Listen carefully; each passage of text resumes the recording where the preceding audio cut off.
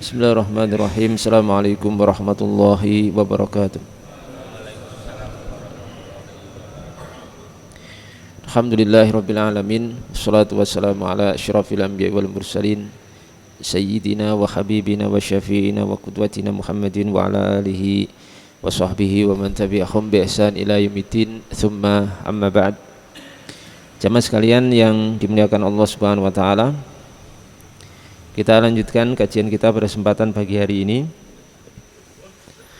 Di sini dilanjutkan oleh pengarang rahimahullah. Ada dua poin pembahasan kita ini. Yang pertama tentang masalah hukum menyambung rambut bagi perempuan, dan yang kedua adalah masalah hukum menyerupai lawan jenis. Yang pertama di sini disebutkan oleh Syekh rahimahullahu taala, wa yuhramu 'alal mar'ati waslu sya'rin aw waslu sya'ri ra'siha bi sya'rin adamiyyin mutlaqan. Jadi diharamkan bagi seorang perempuan untuk menyambung rambut kepalanya dengan rambut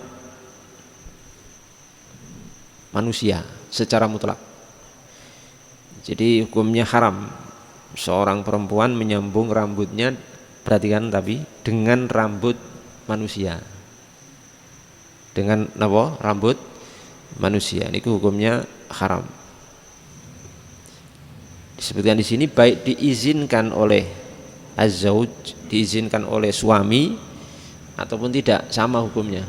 Diizinkan juga haram, tidak diizinkan juga haram. Dan yang digunakan untuk menyambung itu baik rambutnya sendiri, baik apa rambutnya sendiri, min sya'riha, rambutnya sendiri, au min sya'ri ghairiha, ataupun dari rambut perempuan lain.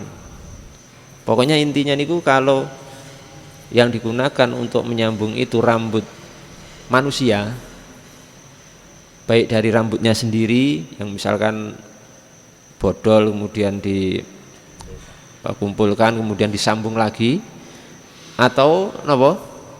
Atau memakai rambut orang lain, potongan rambut perempuan lain kemudian disambungkan kepada rambutnya. Ini sama hukumnya haram secara mutlak.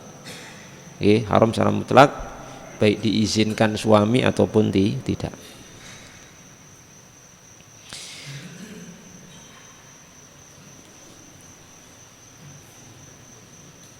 Termasuk yang diharamkan di sini menyambung rambut dengan rambut najis, bisya'rin najis, dengan rambut yang najis.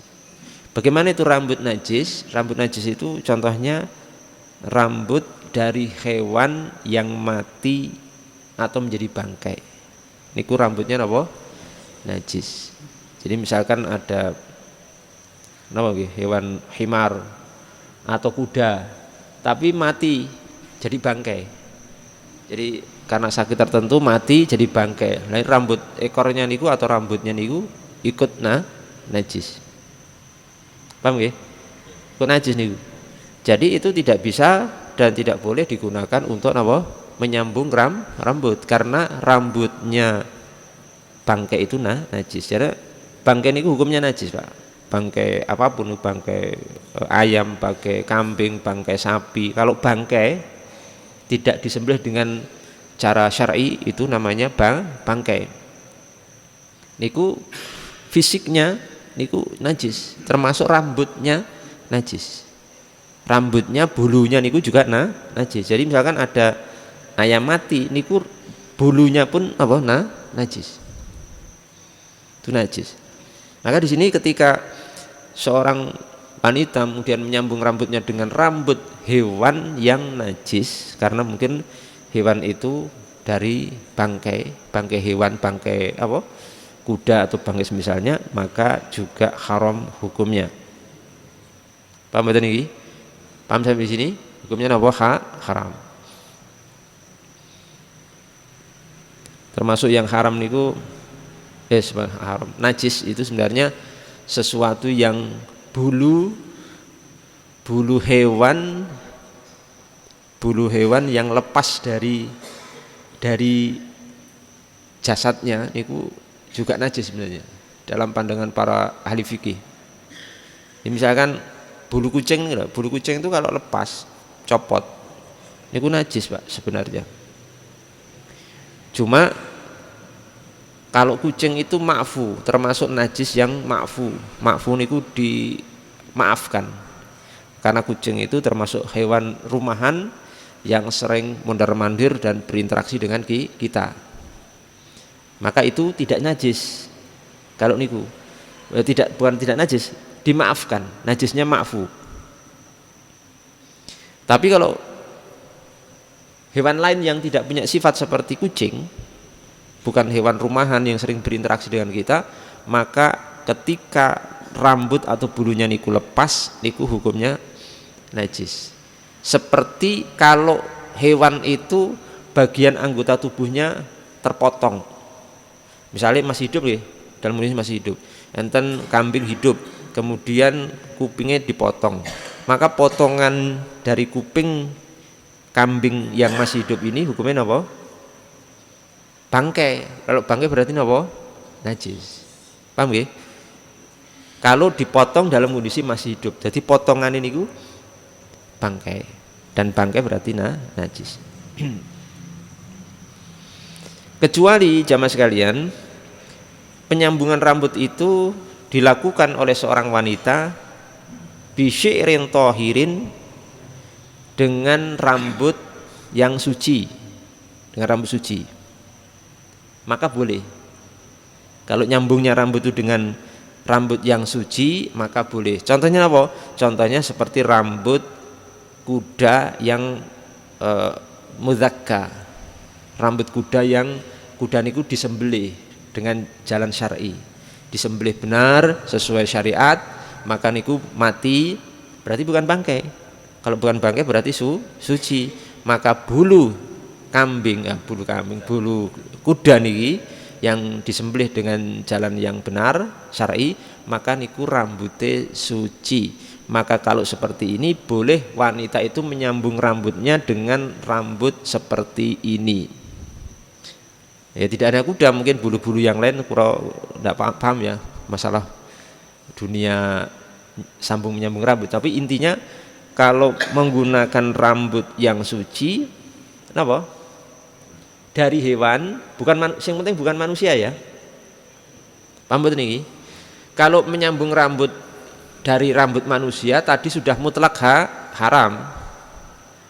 Kalau dari hewan yang suci, rambutnya suci statusnya, maka boleh.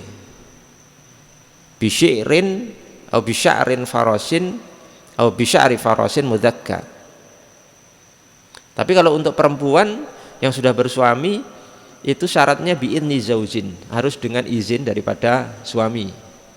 Nah di sini jamaah sekalian yang dimuliakan Allah Subhanahu wa taala, ini memahami hadis tentang larangan menyambung rambut kan, itu enten hadis ini. Pokoknya Allah Subhanahu wa taala atau Rasulullah SAW melarang seorang perempuan itu menyambung rambut itu. Lah, maksud larangan di sini bukan larangan secara mutlak, tapi menyambung rambut dari rambut manusia. Ini pentingnya memahami hadis Nabi Muhammad SAW dengan penjelasan para ulama. Jadi larangan itu maksus ataupun dikhususkan untuk menyambung rambut dengan rambut manusia. Adapun dengan rambut hewan yang suci, seperti hewan kuda yang matinya disembelih dengan syar'i kan berarti suci, bukan bangkai, maka boleh menyambung rambut. Wanita itu menyambung rambut dengan rambut hewan yang suci. Yang penting bukan rambut manusia, ngerti ya? Rambut hewan yang suci. Bukan rambut bangkai juga. Kalau rambut bangkai najis, tidak boleh. Atau pakai rambut atau bulu babi. Kalau bulu babi hukumnya apa? Ya? Bulu babi hukumnya apa? Najis. Tidak boleh. Kalau pakai bulu babi juga tidak boleh. Karena babi niku najis. Ya, najis. Itu tidak boleh. Dan ini disebutkan oleh para ulama kita penjelasan ini, di antara Imam Ar-Ramli, Muhammad Ar-Ramli rahimahullah ta'ala dan Atiyah. Ini penjelasan beliau rahimahullah ta'ala masalah menyambung rambut bagi perempuan. Jadi misalkan ada seorang perempuan yang rambutnya bodol atau mungkin habis tinggal dikit, kemudian malu ya, karena itu kan merupakan aib dan malu, boleh silahkan disambung rambutnya agar terlihat kembali normal atau mendekati normal. Yang penting rambut yang disambungkan ini bukan rambut manusia, silahkan pakai rambut yang suci, yaitu rambut hewan yang suci. Dan insya Allah mungkin dari para medis atau dunia medis, para pakar itu mengetahui nanti mana yang bisa dipilih dan disambungkan dengan rambut wanita itu diperbolehkan. Kemudian yang kedua, coba sekalian berkaitan dengan masalah menyerupai lawan jenis. Di sini disebutkan oleh Imam rahimahullahu taala wa tasyabbuhur rijali bin nisa wa aksuhu, dan para laki menyerupai perempuan ataupun sebaliknya para perempuan menyerupai laki-laki. Ini hukumnya dilarang, hukumnya diharamkan dalam agama kita. Laki-laki menyerupai perempuan, perempuan menyerupai laki-laki. Ini hukumnya haram. Dasarnya hadis Nabi Muhammad SAW, beliau bersabda, la'natullahi 'alal mutasyabbihin bin nisa wal mutasyabbihati bir rijal. Laknat Allah di sini redaksinya dengan pakai kata laknat, itu menunjukkan bahwa sesuatu yang dilarang dalam hadis ini adalah sesuatu yang haram. Maka kalimatnya pakai laknat, itu indikasi, Pak. Indikasi akan hukum yang dimaukan oleh Nabi Muhammad SAW dalam hadis niki. Laknat niku napa? Laknat niku at-tardu mir rahmatillah. Seorang diusir, dijauhkan dari rahmat dan kasih sayang Allah Subhanahu wa taala. Itu maksudnya laknat. Laknat Allah atas atau kepada al-mutasyabbihin bin nisa, laki-laki, para laki yang napa? Yang mereka itu menyerupai perempuan, laki-laki menyerupai perempuan.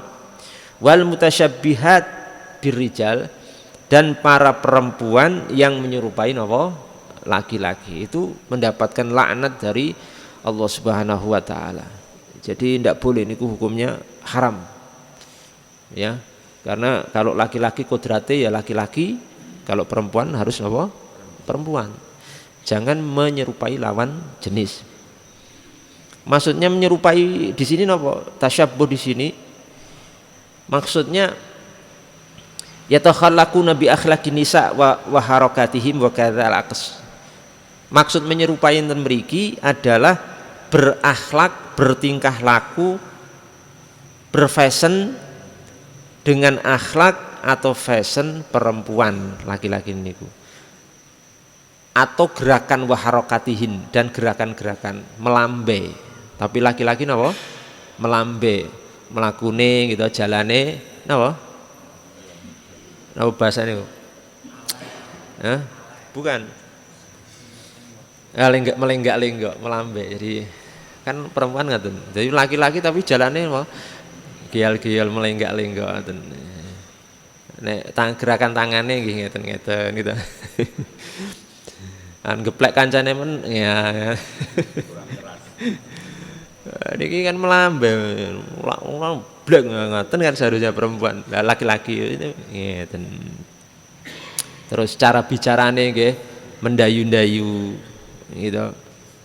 Fashion-e, style rambut pakaiane, pakai baju khas perempuan, celanane khas perempuan.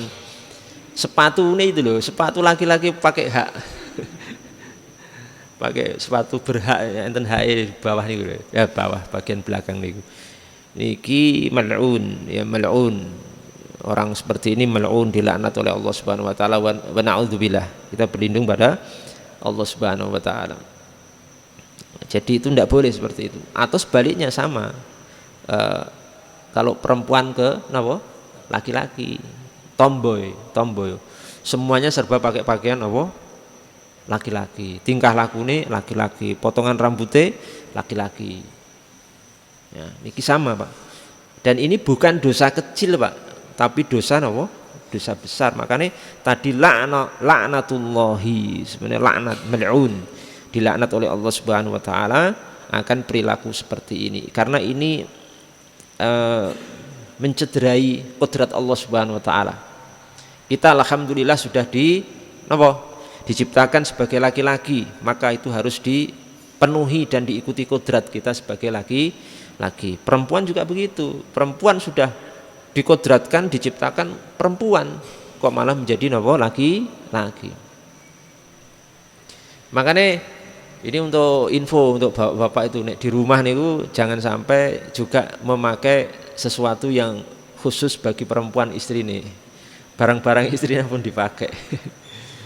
Ya barang istrinya jangan dipakai. Ya misalnya sampean sendale bojone gitu, sendale bojone sing memang khusus bagi perempuan ya, khusus sendal apa? Perempuan, enten pitane, nggih warnane pink, terus enten hae kok dipakai, nggih.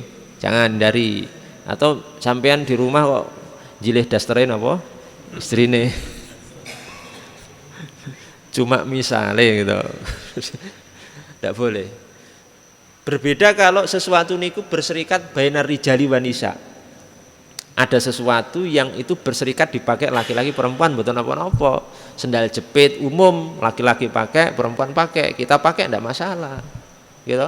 Atau kaos memang itu dipakai laki-laki perempuan, tidak masalah kita pakai, gitu. Tapi sesuatu yang khusus bagi perempuan, bagi wanita itu urfnya di adat di kita niku memang itu lazim dipakai perempuan, maka jangan dipakai, jangan digunakan.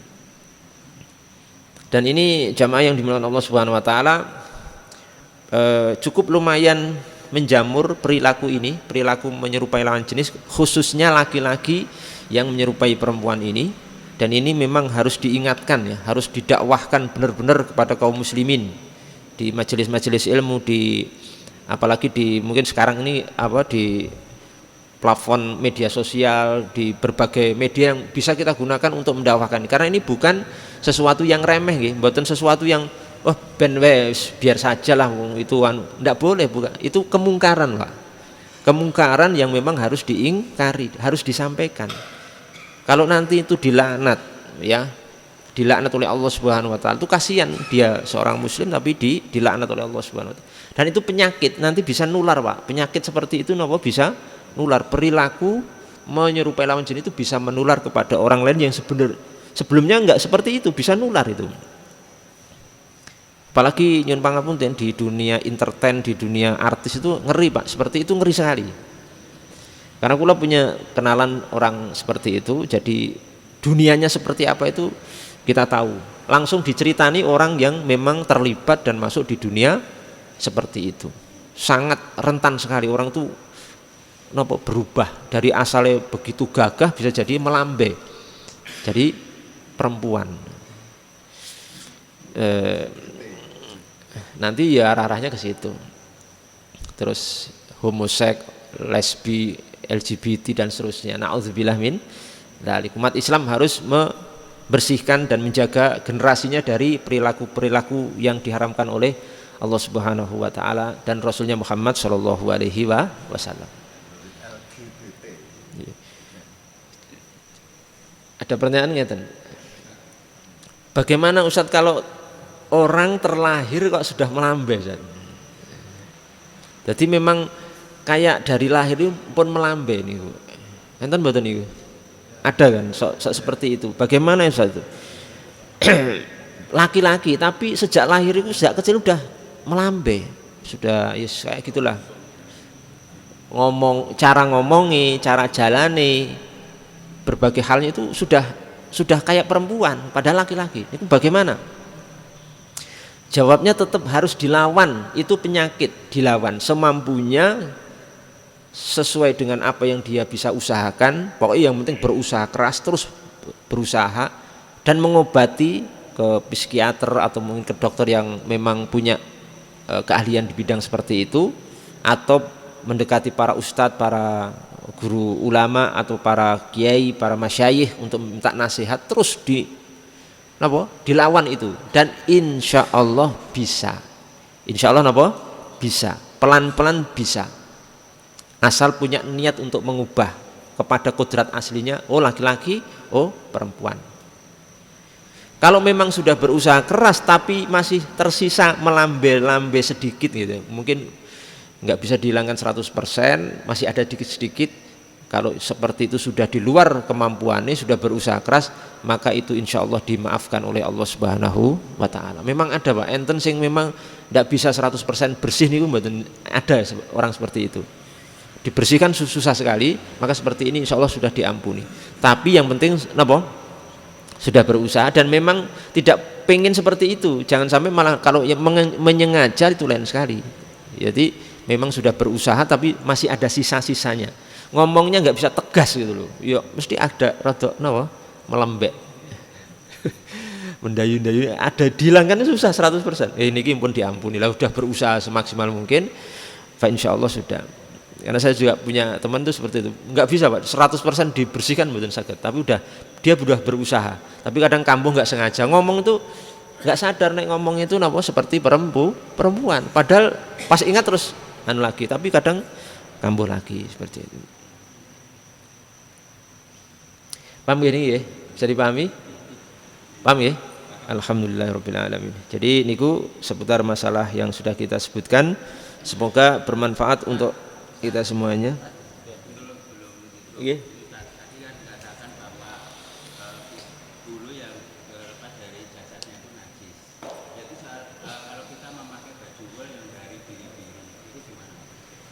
Baju wol dari apa? Biri-biri. Mungkin baju wol biri-biri itu kan niku pun dikuliti ya, dari biri-biri ini pun dikuliti toh. Mpun toh? Masa masih hidup? Oh, yang dicukur niku. Oh, gitu ya. Oh, yang pas waktu masih itu dicukur ngaten niku. Niku ngeten. Nggih, lebih baik menghindari yang itu. Kalau dalam kondisi masih hidup loh nggih. Dipotongnya bulunya niku kondisi masih hidup, dihindari mawon karena itu kan hadisnya ngeten Pak. Apa hadisnya itu, makuti aminal hayy, sesuatu yang terpotong dari hewan yang masih hidup itu fahuwa mayyit, maka itu dihukumi bangkai ngeten. Hadisnya seperti itu kurang lebih lafadznya. Nah, para ulama niku mengkiaskan bulu yang dipotong dalam kondisi masih hidup atau terpotong atau dicopot dalam kondisi masih hidup niku dihukumi bangkai juga, karena dikiaskan ke misalnya biri-biri itu telinganya dipotong dalam kondisi biri-biri masih hidup, lah potongan telinganya niki hukumnya apa? Bangkai dan najis, termasuk bulu nih. Terkecuali mungkin bulunya niku dipisahkan dari dari hewannya niki dalam kondisi sudah disembelih, misalnya biri-biri pun disembelih dulu terus dikuliti atau kemudian baru dicukur bangkainya dicukur bulunya, tapi setelah disembelih lah niki suci ya, suci dan halal. Paham nggih? Paham betul nih? Nah, mungkin itu. Jadi mungkin untuk pakaian yang dari bulu biri-biri yang dipotong dalam kondisi masih hidup dihindari wawan, kita cari yang lain saja. Atau mungkin malah sekalian yang kulit gitu, kulit biri-biri itu biasanya malah sudah aman, karena biasanya sudah dikuliti dalam kondisi sudah disembelih secara syar'i. Nah, makanya perlu diperhatikan nek panjenengan membeli pakaian-pakaian jenis kulit atau wool dari luar negeri, yang mungkin luar negeri itu dari Eropa, itu kan nggak ngerti Pak hukum-hukum syar'i seperti ini, gitu. Sembarangan pokoknya seramudeng hukum-hukum agama, karena mereka bukan Muslim juga, maka niku hati-hati mawon.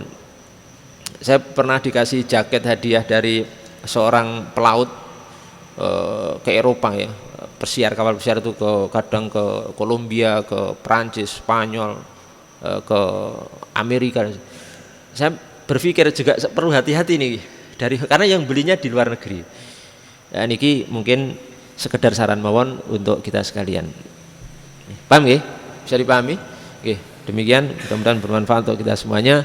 Wabillahi taufiq wal hidayah. Wal afu minkum. Wassalamualaikum warahmatullahi wabarakatuh.